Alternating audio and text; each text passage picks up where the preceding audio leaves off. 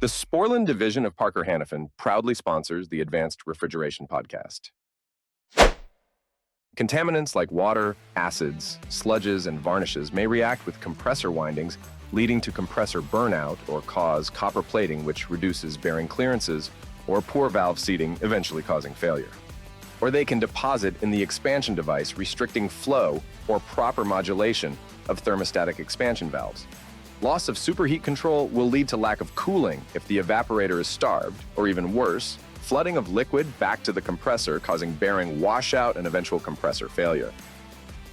Installing a properly sized, high-quality, time-proven Sporlan catch-all will ensure contaminants are captured before they can harm the new system components.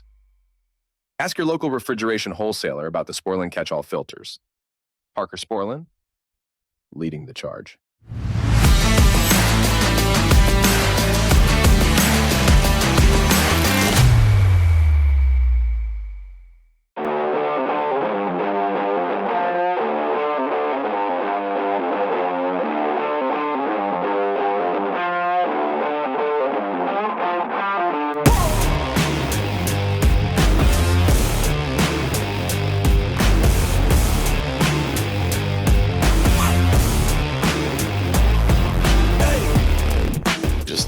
Fake it like we usually do and just talk about cold weather tips. Sounds good. Sounds about right. Good afternoon, everyone. Blah, blah, blah, blah, blah. Wow, that went horribly wrong. I can't even think today. Let's try that again. Good afternoon, everybody. Welcome to Advanced Refrigeration Podcast. You're the host, Brett Wetzel and Kevin Compass. How are you doing, buddy? Not bad. It's a Saturday, so we didn't get to do the podcast because you were being a little child. You can see a bitch. It's fine. You're being a little bitch because it's fine. You had a tummy ache. I didn't want to poop myself. Even though you made me do the podcast the week before when I was sick. You were yourself. I was throwing up. You didn't talk that much. I hate you. Hey, where'd all the boxes go? The boxes are gone. Oh, no, they're not. They're still there. No, my wife cleaned up the room. I see that. And now I can't find anything. Got a brand new Vito bag back there? No, that's been sitting there since AHR last year. No, I see that. I bought it and then I didn't want it.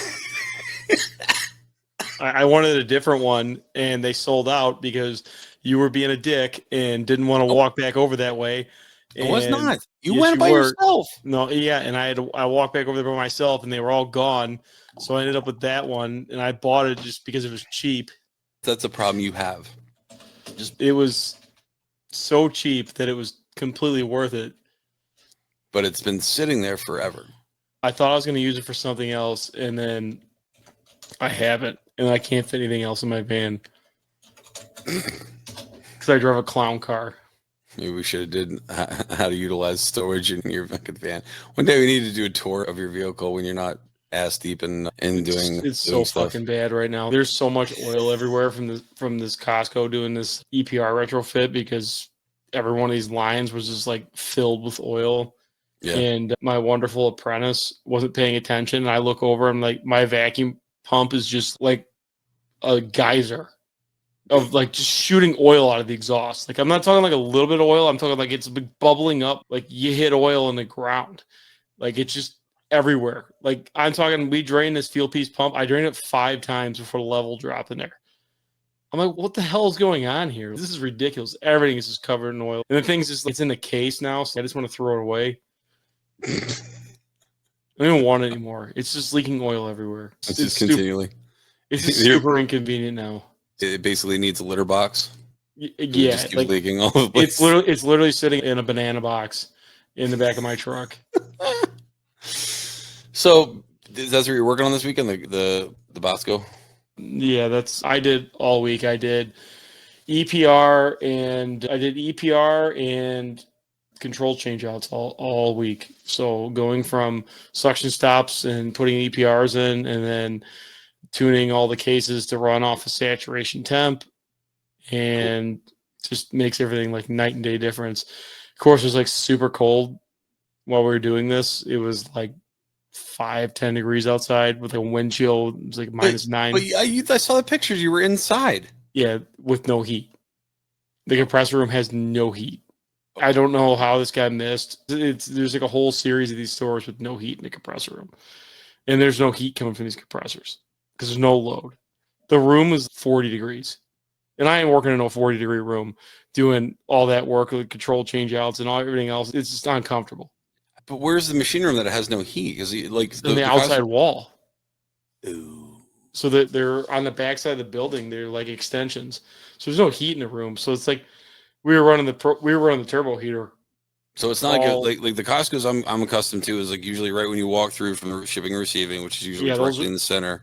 Those are 1200 series stores. That's the mezzanine, right? Now they're all back behind the building, and they're awesome compressor rooms because you could literally drive your truck almost in them. Like they're but no heat. Like the new ones have heat, but like this series of store, they definitely missed the hanging heater.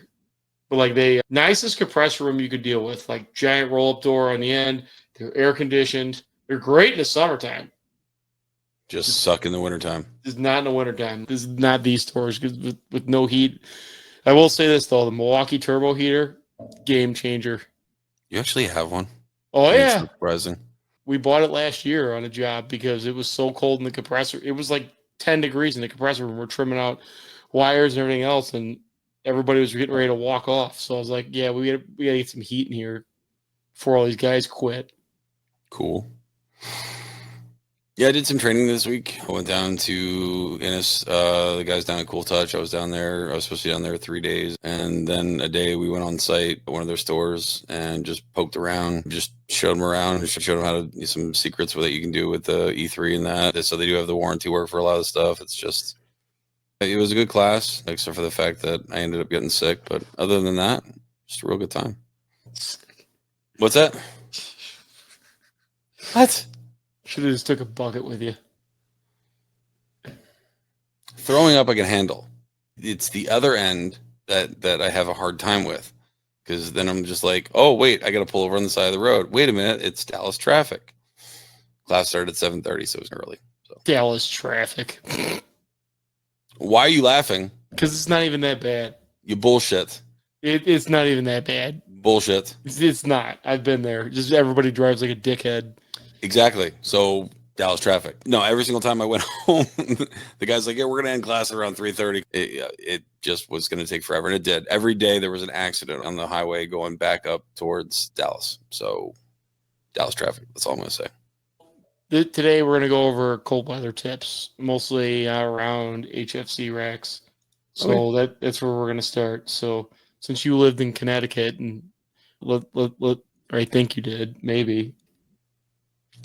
Let's start it. So what are we starting? You just said cold weather tips, and I'm just like, okay. We talked about head pressure controls before. I'm going off of you. You said that we're doing cold temperature.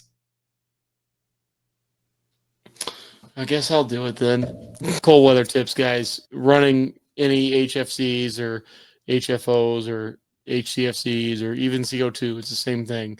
It's all the same when it comes down to the cold weather stuff.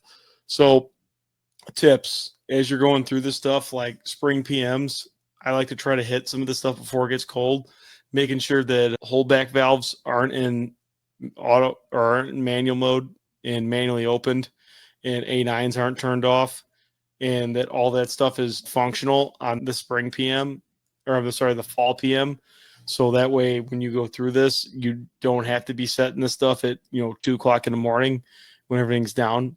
So I spend a little bit of time making sure that stuff is functional and that there's no fans overridden or contactors jammed in somewhere on a condenser that were all summer long, or somebody bypassed fuses. So I spend the majority, like when I'm doing spring PMs, going through that stuff to make sure that nothing is locked on in that sense. That's a big thing. And then testing all your holdback valves and testing all your A9 valves to make sure they're actual functional, checking the settings on them, make sure somebody didn't swing that thing open in the summertime thinking it was holding back because they had some weird random head pressure issue that was causing issues. Go through all of that, make sure that it's all good, so that way you don't have any problems when it comes time, for it to actually come into play. Checking your pressure transducers and your ambient temperature sensors is imperative. The location really matters. I've seen where people put the ambient temperature sensor in the control cabinet. Yeah. I don't know why there's one OEM that keeps doing that. Really? Yep. One OEM that keeps putting the temperature sensor in the control cabinet. Well, because they want you to mount it. They don't want it hanging down. They don't give you enough wire. They cut it short. All right. Well, I'm not going to know which manufacturer that is. You can tell me later. Don't tell me now. I'm not going to say it because I'm going to be nice. Okay. For once. But yeah, usually, like I said, checking where that placement is. Every manufacturer sometimes puts it like in the middle. I'm a fan, especially if we have split. Putting it under the first header fan, the first fan closest to the header, the one that's actually going to be in the summer-winter mode. Because if you put it in the other one, we're on the other split side, then we're not going to have that air going across that sensor and not really going to get an accurate representation of what it's supposed to be. Making sure it's not actually touching the steel. It's supposed to be an air temperature sensor. So even though the wire is typically strapped right to the metal, making sure that the sensor, just like where it would be in a case, making sure that making sure the sensor isn't actually touching the actual steel of the unit. The CPC temperature sensor clamps work awesome because then it has rubber insulating it away from the metal, and then you are in fact away from the metal where it's technically in the air. We want to be under that fan as close as humanly possible. Some places they make it standard that you have a little junction box, a little 4x4 junction box, and that junction box will actually have a little tube with one of the knock-on bushings at the end that'll actually put it directly in the center of the actual condenser fan motor. I actually like using the box probes. The one that like the 18-inch box probes, and screwing them on the end of a piece of flex, and then just mounting them sideways, so that way it's damn dogs. Mounting them. Is your daughter being a sadist again? No, I'm assuming my wife's trying to get in the house, but doesn't have keys like a child. I'm serious. She probably does not have keys to the house. She probably lost them. Just uses the garage door opener to get in and out. Yeah, but I have a bunch of stuff in the garage. She probably thinks she's going to yell if she opens it. So we'll just... Is there going to be stuff falling out if she opens the garage door? No, maybe. I don't know. We'll see. If I start getting yelled at, then yeah, then yeah. Shit. Anyway. So, yeah, checking crankcase heaters is another one. Huge miss, especially on outdoor racks like a Target or like a Walmart where they're outside and they may not be running for a while. Like maybe run on one or two compressors because it's way oversized. Checking and making sure that all the crankcase heaters are working, because you're going to condense liquid in that crankcase if it's not working. So that's a big thing. If it's not working, crankcase heaters are cake easy winter work for guys. Like that's my thing on PMs and stuff, like making sure that crankcase heaters are working and they're working properly. So that way I could stay working and keep apprentices working by just changing crankcase heaters. That's easy money. One of the things I didn't finish up what I was talking about. So I did say temperature sensors, but also the pressure transducers. And that's not just the pressure transducers on the condenser, gas cooler, whatever for the high side, but also going around and looking at the VFD. You got to remember, a lot of times, yes, you will have whatever the EMS is controlling for the condenser fans, but you also might have something else that's potentially controlling everything else. Like on a Walmart rack or a Sam's rack, those VFDs do everything on the high side. They do the splitting. They do the speed of the condenser fan motors and stuff. So yes, you might check whatever's on that CCM board, and that might all be right with the world. But then you go look, and then you find out that the ambient temperature sensor says that it's 120 degrees outside. Now all of a sudden, it wants to ramp those fans whatever which way, and now you're just stacking a shit ton of refrigerant in there, and now all of a sudden, all that refrigerant's stuck into your condenser, and then you're freezing your patukas off. Yeah, it's not ideal.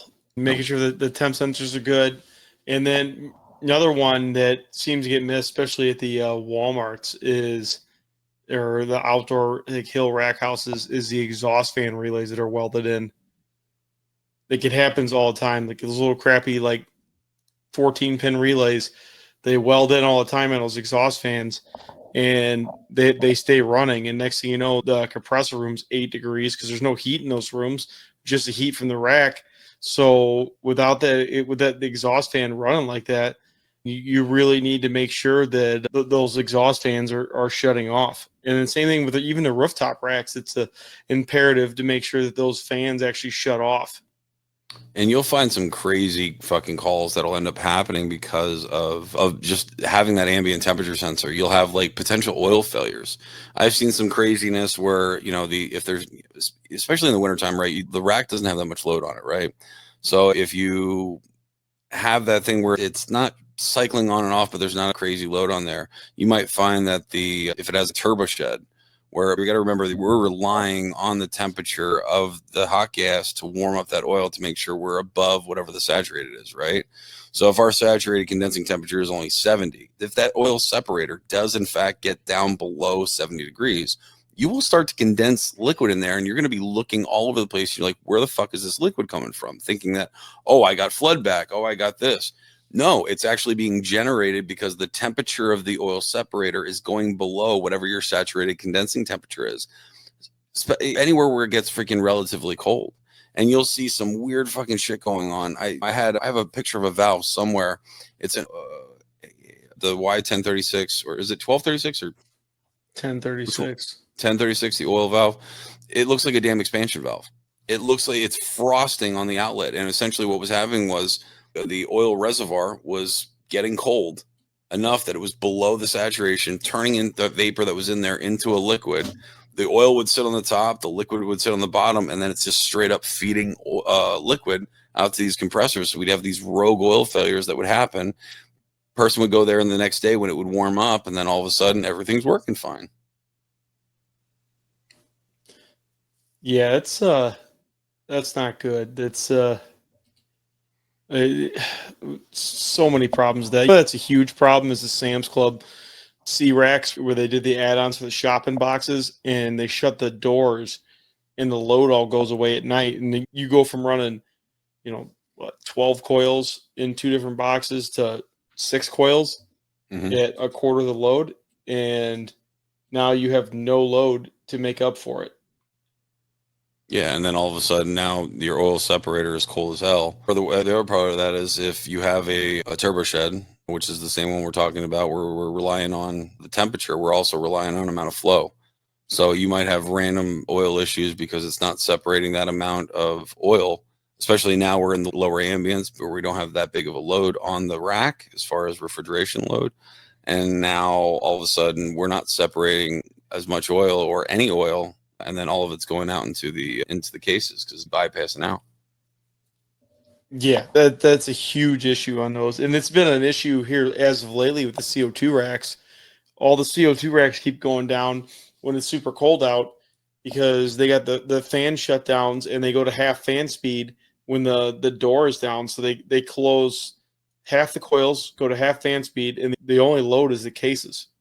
So none of the racks have enough turn down on the VFD compressor. They're already just running a bare minimum because the engineer record size the compressor's too big. It's your lead compressor is way too big.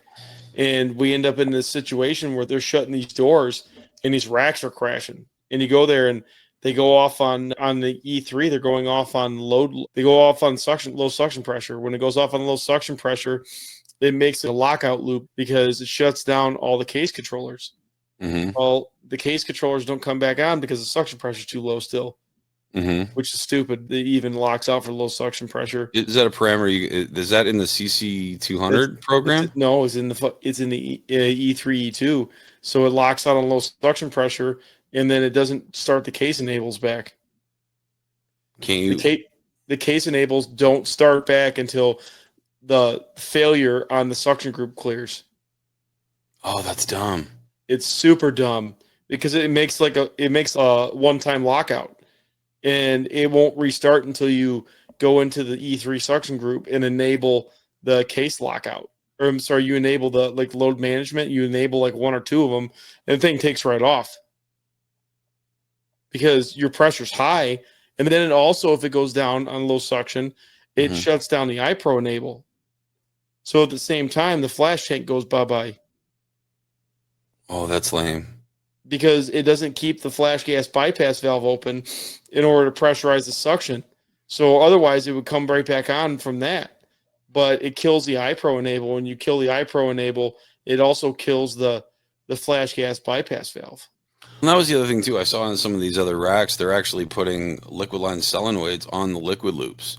So if you have some kind of failure where it's actually shutting down that liquid line solenoid and it's disabling it because of the low suction. I know on some of them, they're disabling some of the, if you go through the sequence of operation, they're disabling some of the enables because of low superheat. So if they have a low superheat on the low temp, they'll start curtailing that down because they want to shut the rack down.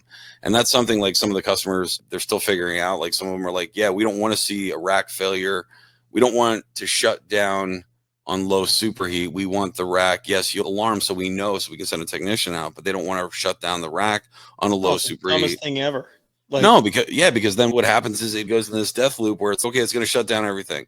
And then it's going to open up everything. When it opens up everything, when you start a rack up from whatever, you're going to have a little bit of intermittent flood back until everything levels out. If there's still shit in the pipe that it never, pumped out. And then it just goes in this death cycle where it's shut down, pump down, shut down, pump down, and just back and forth and doesn't really let anything freaking start back up. Or you just blow the charge when it's shut down, and then you got a tech there that is all pissed off now because he's recharging this thing, and then it gets missed again. Are you talking about you being pissed off? No, because I'd be fucking super pissed off if I had to recharge a rack because it's shut down on a little superheat. Yeah, it's makes dumb. sense. And the other thing we've been seeing a lot of these superheat alarms, especially like all these doing this thing where they have their AI stuff, watching stuff. It's gotten real cold out here. Some of the OEMs aren't putting the best insulation on these rack headers. The suction temp sensors read colder. Oh. So it tracks with ambient. So I've seen a couple where they can't get the superheat up. They can't get the superheat up. It's not coming from the flash gas. It's not coming from the downstairs. You could track. I'm telling guys to pull graphs and you could watch it with ambient. Just go. Just as the ambient. So the low superheat's actually being tripped out from the fucking ambient temperature sensor. Yep.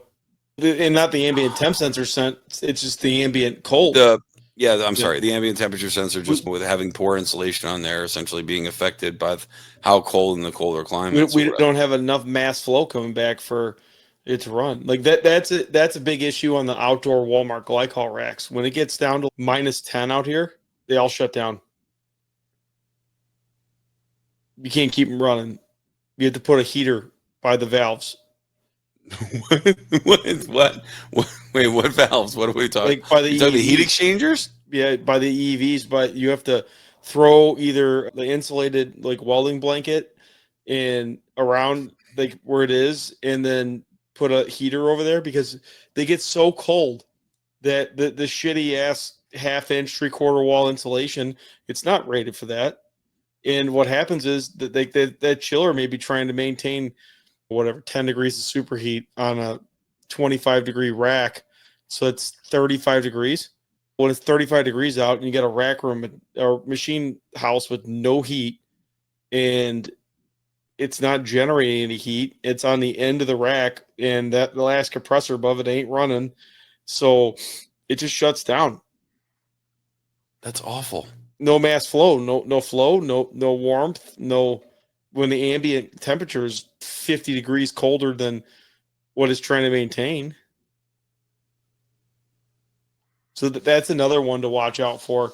Make sure those sensors are insulated and make sure somebody didn't replace the temp sensor and the insulation is not all split open, all crappy and not done up. Make sure what I've been taking lately is if I change a sensor on a suction or a liquid line or something, I've been taking foam, not foam, it's like the foil tape, but it's butyl foil tape.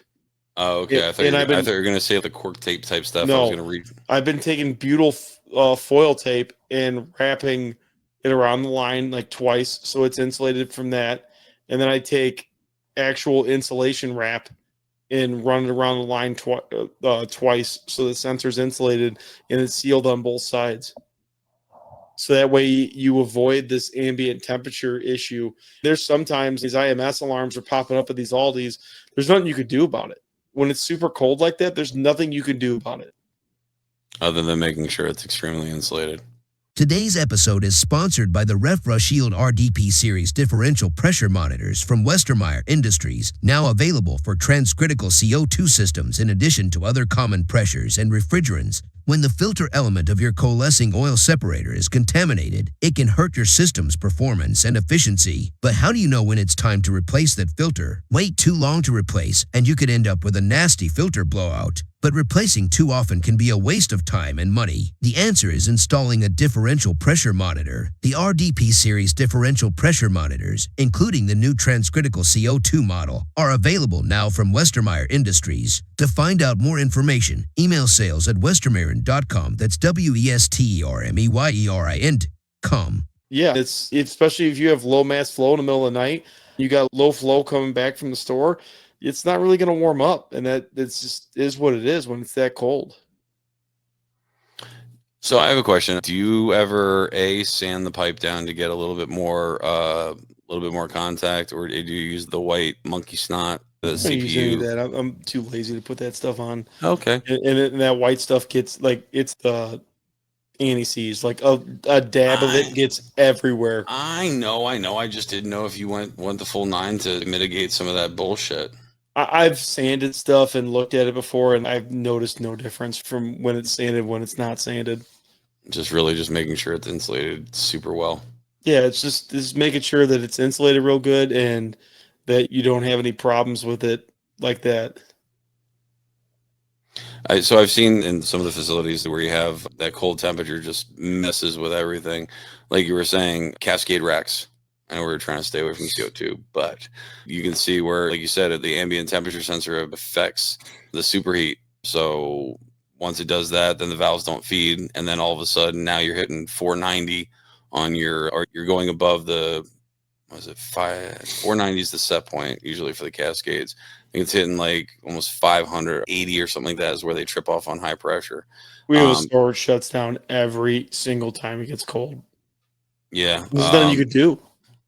So on some of the stores, so Hill Phoenix's, they have an external heat exchanger they use for a desuperheater, and then they went around to those are like the first gens, and then what they ended up doing was putting a 3-way valve in there to totally bypass there, because what will happen is it'll turn into a liquid just with a little bit of air blowing through there, and then now the heat exchangers, they're latent heat exchangers, right? They're meant to have vapor going to them.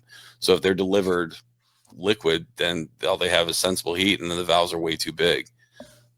Same thing with the zero zone ones are a little bit different.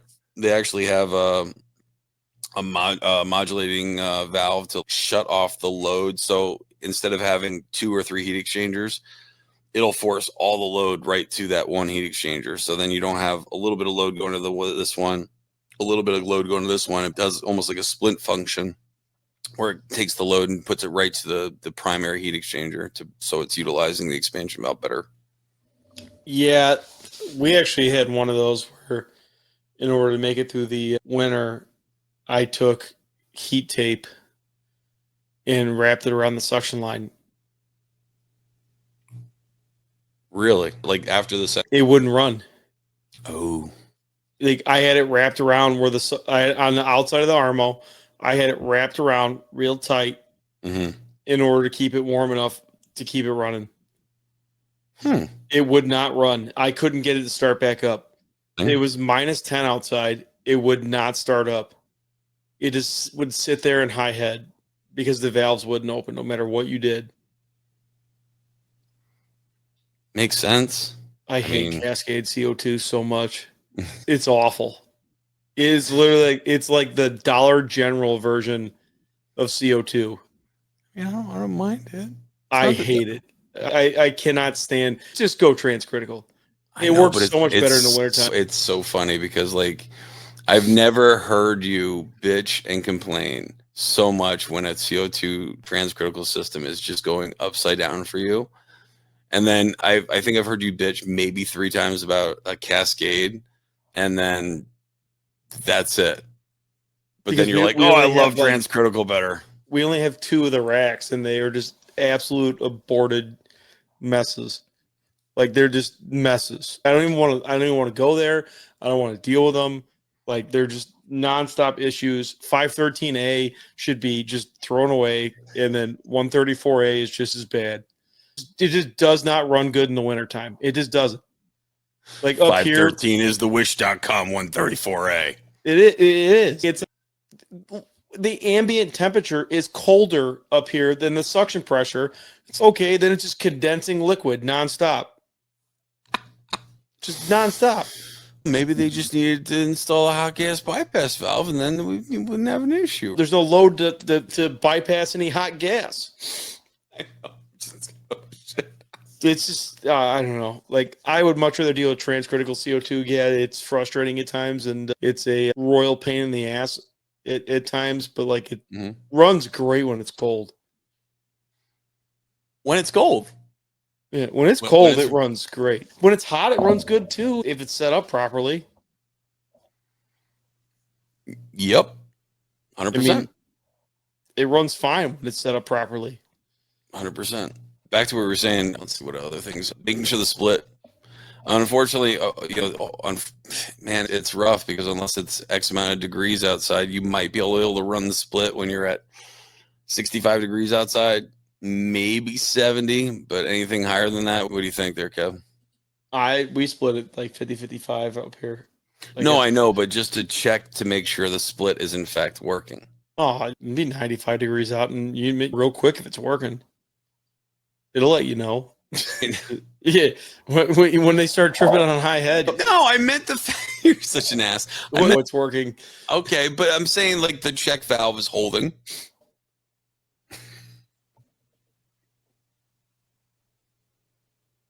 You should be able to shut the line, and it should be able to pump out that little bit of line. All right, fair enough. Fair enough. So let the thing go off on high pressure. No, you guys don't even need split. It doesn't even get cold enough. You keep saying that. You keep saying that.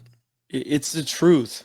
No, it's not the truth. If it gets below 55 degrees, think about it. If the unit is sized for 115 degree wet bulb temperature outside, then that means at 55 degrees, we need to split. And it does get cooler than 55 degrees in Texas. For what, a day? Oh my God. I'm going to give everyone your address so they can bombard you with how cold it is. From here on out, anytime it's colder than 40 degrees, everyone just... You guys are probably wearing Carhartt jackets when it's 40 degrees. We're up here in sweatshirts till it's 10. Bullshit. I call bullshit. I don't even have a coat. I just wear sweatshirts. I just bought a coat. Not for here. I bought it for the anticipation of having to go out to Ohio. Screw yourself. Oh my God. Because I've had the same jacket that had a name on it for almost 10 years. And I'm just like, I don't need a coat. And then going to Ohio, I was like, I need a coat. So funny. Let's see what else was. All right, so we talked about split. We talked about sensors. We made sure the HP. Properly charging single units is another big one. Actually following the Sporlan like 9010 dash, I think it's 1. Don't butcher me. It's 9010-1, the headmaster charging chart. Actually following the chart when you're charging this stuff in the summertime, so somebody doesn't have to go back in the wintertime and recharge this thing. Or when you're charging when it's 50 out and then now it's 10 out and it needs more refrigerant, make sure you're actually charging it properly and not the old, just give her a few more squirts. I'm being Jamie. I think it's 90-30. Yeah, that's a huge one. Making sure that is properly done. So about that. So typically what happens is when people charge up a system and you're going to be like, no, I never do this. Yeah, you do.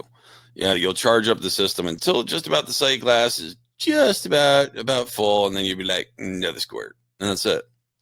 And that's fine if it's that temperature forever. But as soon as we start employing the holdback valve and such, we're going to have a world of hurt. Because now you're going to be undercharging your system. That's one thing I do like about the Bullseye store. They actually put pressure transducers on their split condensing unit systems. And so the reason why I like that is because typically when the holdback valve is employed, or when the OROA, the pancake flying saucer headmaster is working, you'll see the head pressure flatline at 180. And then if it's lower, if it doesn't have enough charge, you'll start seeing that delve down below on the graph. And then you can actually look at it when you figure out when it had enough charge, when it started warming up right before you got there in the morning, because then you'll start seeing the head pressure come up a little bit, and then you'll see the temperature start to come back down, because now it actually isn't bypassing all that refrigerant, sending hot gas down into the receiver, which is sending essentially a mixture of hot gas and a little bit of liquid down to your evaporator. Yeah, if you walk up to a condensing unit and you hear it hissing and it's blazing hot going into the receiver and it's cool, like I generally could, with a pressure gauge in my hands, I could generally troubleshoot a headmaster. I just literally grab the outlet of the condenser with my hand and I'll grab the inlet. If the inlet's smoking hot to the receiver and the outlet of the condenser is cooled to the touch or ambient, and you're below the set point in the headmaster, and you got a flashing glass, you're low on gas. It's not a bad headmaster, you're low on gas. Gotcha. So, which part of this are you speaking about as far as the chart on this? This is the document you're speaking of, right? Yeah, I think it's 9030-1. Or go all the way down to the bottom. I think they may have the charging instructions in this one. No, it's 9030-1. All right, I'll bring it up. Give me a sec. So yeah, 9030-1 should be the actual charging chart for it. 9030-1. Oh, there we go. Oh, okay, look at you. There's lots of different ways to do this, guys. You could look up the condenser manufacturer, like Husband's pretty good at showing what their condensing units take in a condenser frame. So they, like their H series condensers, they're a frame and they have a condenser series in there. So if it's an H, it may be 93 pounds at 100% flooded. Okay, if it's an L, it may be 20 pounds to 100% flooded. So they give you the 100% flooding charge. So then all you got to do is work the math backwards. Really? I didn't know that. Yeah, Heatcraft doesn't generally do it, but Hussmann on their Levenator and H series condensing units, they list the 100% flooding charge. We don't need 100% flooded, but once the amount of gas it takes to do it, it's super easy to work this backwards. You minus 20%. Is it just 20% of the actual receiver? No, you're going to go off of whatever you need for that. Go all the way down to the bottom. I'm going. Go. Scroll faster. Keep going. Go up a little bit. That's the end. Jesus Christ. So right there. So you're terrible. Go up a little bit more in the next table. Oh my. So this is the percentage of a condenser that needs to be flooded based on your saturated suction and your ambient temp.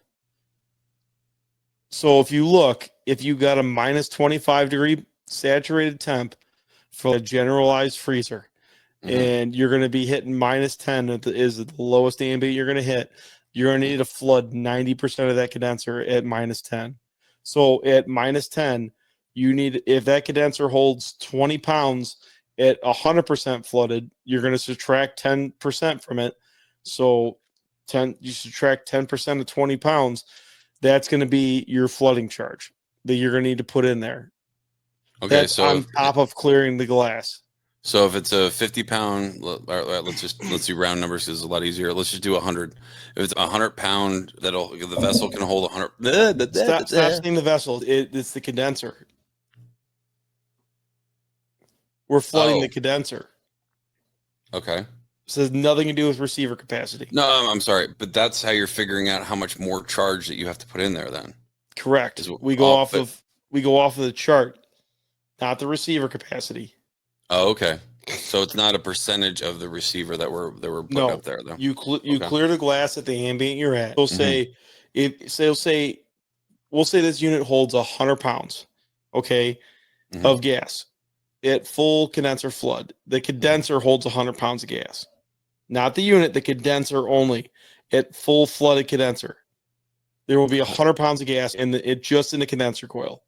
So if you go down at a minus 25 degree saturation at a minus 10 degree ambient, that's 90%. So if we take 90% of 100 pounds, that's going to be 90 pounds. So we need to know the charge, the actual, how much refrigerant can be held in the condenser. Correct. What I'm saying is Hussmann makes this super easy because they give you this information. Now, have you ever found it on Heatcraft or anything? I have not. Now, I will show you the Heatcraft, what you have to do to find the Heatcraft ones in a second. So then you take that and you look at it. So say we're charging this on a 50-degree day. So you got 50 degrees right there. We're already 75% flooded. So if you charge us and clear the glass on a 50-degree day, you're already 75% flooded. So you got to figure out and add the difference of gas from 90% to 75%. So that last remaining gas, so it may be only 5 pounds extra you got to put in there, not 20. Gotcha. After you clear the glass. Now scroll to the top. This is the part that kind of sucks. And takes a little bit once you get used to it. Dude, what is going on? Okay. You're scrolling really. I don't know. How high do I go? It's going nuts. Keep going. It went all crazy for a second. Go down. Keep going. Keep going until you get to the charts. So we got to figure out right there. Stop. We got to figure out a few things here. Okay. We need a tape measure. We need to measure the length of the tubes. Okay. We need to count the number of U-bends and the number of tubes. So what you're going to do here is you're going to take the number of U-bends you have. All right. You're going to look at this chart where the refrigerant is. You're going to look at your minimum ambient. I always choose minus 20 because it gets that cold sometimes up here. Okay. You choose your refrigerant. So we'll say R22. And then what you're going to do is you're going to multiply that 0.200 is going to give you your average feet of the U-bends, if it's 3/8, ½ inch, or 5/8. So we need to know the total footage of this. So if you have 38, or we'll say 50 U-bends, get the calculator.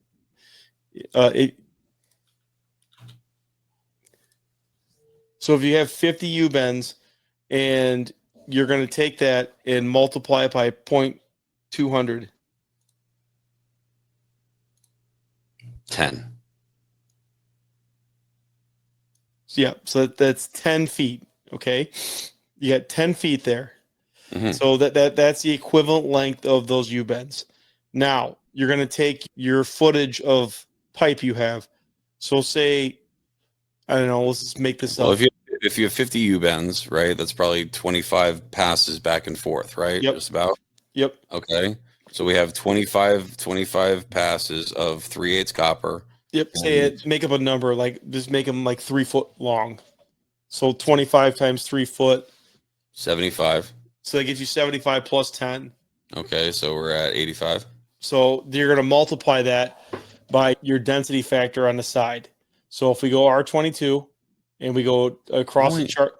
Does R22 exist anymore? Yes. Okay. Because 448. This is say use R22 for 448. I know. I'm breaking balls. Go ahead. You go across from minus 20. Mm-hmm. Okay. You go to the 3/8 and you multiply it by that number there. So multiply 85 times 0.046. Yep. 0.046 I think it's 0.456. That's 30. I know I did R32. Sorry. All right. Start again. 85 times 20. Sorry. I gotta move it's 0.055. times 0.055 equals. So That's 5 pounds. Yep. 4 3/4. Okay. Now that is the 100% flood the condenser. Okay. So we don't need to do that. So scroll down back to that original chart. Gotcha.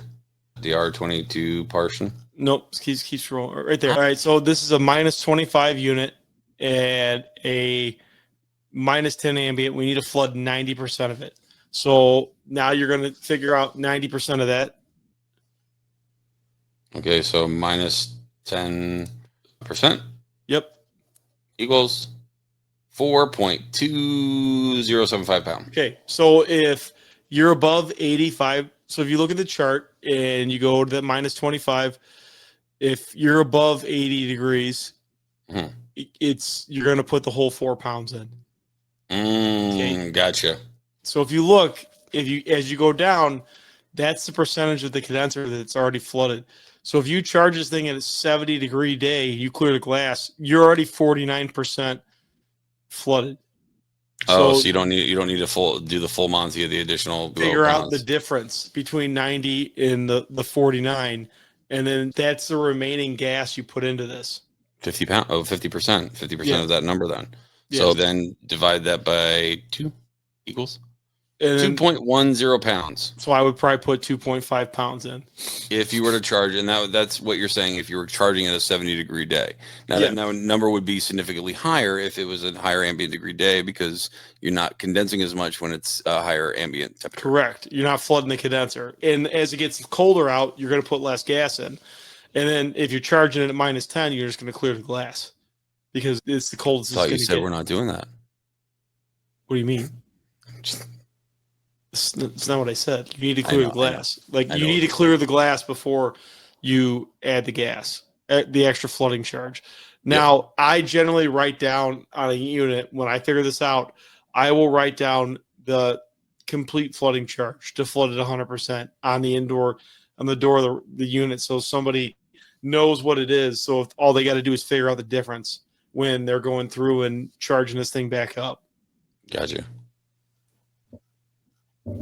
All of Texas is like, what is this? Stop it! It doesn't get that cold. It doesn't get cold enough. Listen, I always go the 60% rule, 60 to 80% rule. You charge it up to 60% of that receiver, and away she rolls. No, not up here. Like that ain't gonna happen. Oh no, I get that. So because you're more critical, because I get it. But yes, this is how to properly charge condensing units. Like this is the only way to properly do it. To ensure that you actually have enough gas and you're not going to have a problem. Like when I start up new units, this is how I do it. This is the added gas. Doesn't matter if it's 95 degrees outside. I bring the scale up and I scale in the extra gas. That's good. I liked it. I've never ever done that ever. I found something else while you were talking. Blah blah blah. Is this what you're talking about? So they list the microchannel ones. All right, a flooding charge. Winter charges assumes 90% of flooded coil, and then summer charges assumes. Okay, I see. All right. And so you did find one that's what I was looking for while you were rattling through. So I found that section right there where it goes through. So that's for the microchannel, and then right up here, flooded. Nope. So refrigerant flooding. But that would be, I guess, for...